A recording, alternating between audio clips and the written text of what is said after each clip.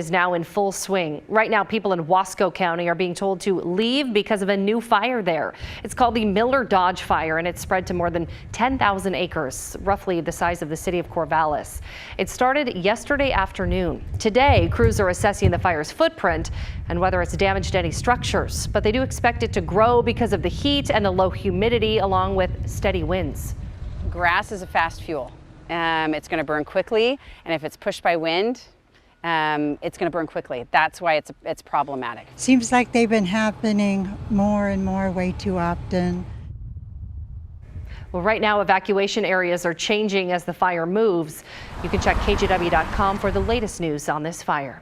All right, you would think that during fire season, you'd want to know if your home is in a vulnerable area.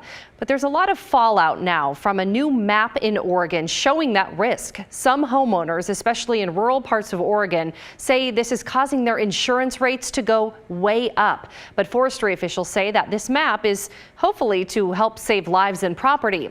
Here's a quick recap of how we got here. So in 2021, Oregon passed a law to address issues caused by our destructive wildfire seasons.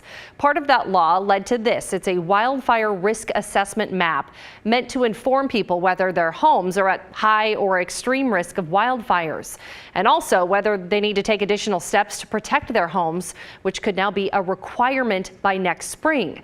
Here's the Oregon Department of Forestry explaining what that might look like.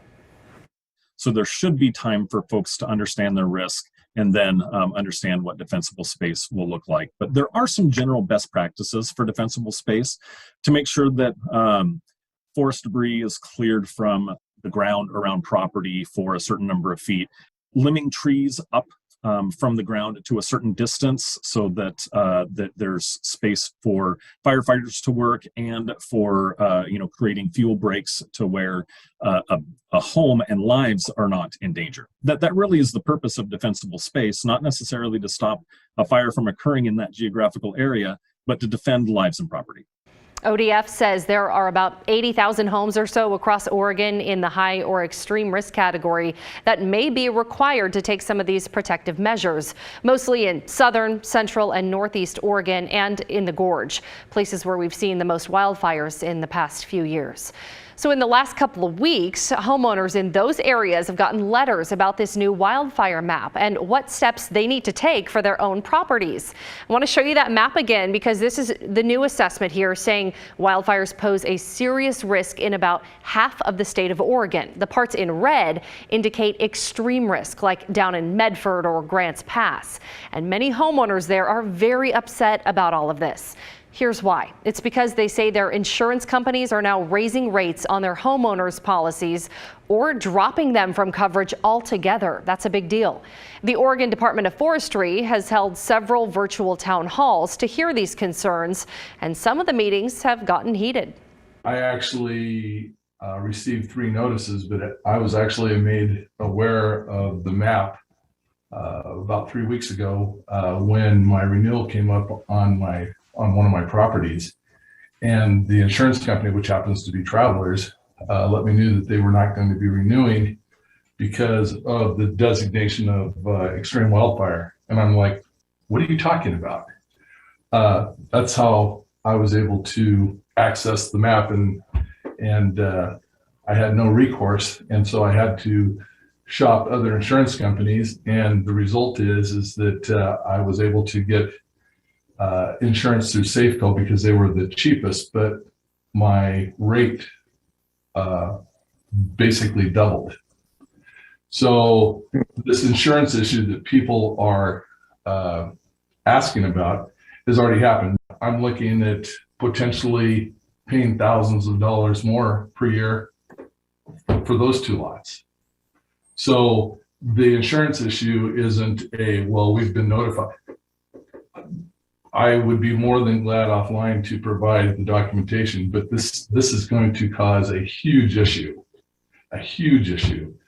for property owners, both on the homeowner side as well as the business side. And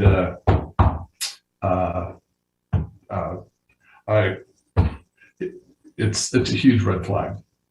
Yeah, so some of them say their insurance policies have doubled, even tripled in cost, and they're mad about that. Here's what Democratic State Senator Jeff Golden of Ashland said about that during the town hall meeting. The insurance issue, which is a real issue, and people have made some important points.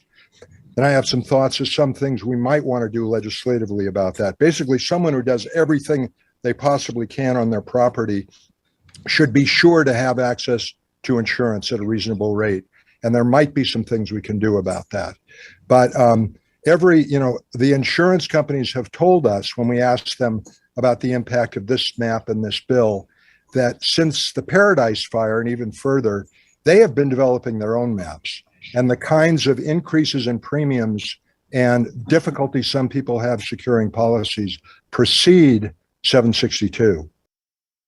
Now, another issue that opponents of this map have, they say this whole thing just came together way too fast and that the risk designations are all over the place.